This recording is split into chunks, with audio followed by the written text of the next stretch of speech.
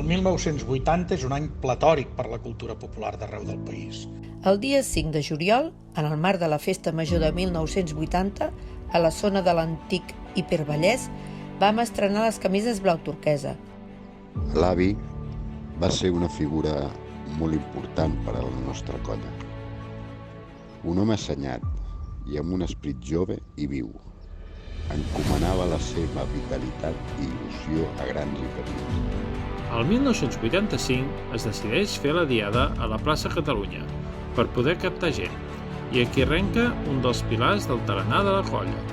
L'important va ser el nombre de camises que portàvem a les actuacions i als assajos. Som una colla amb molta història.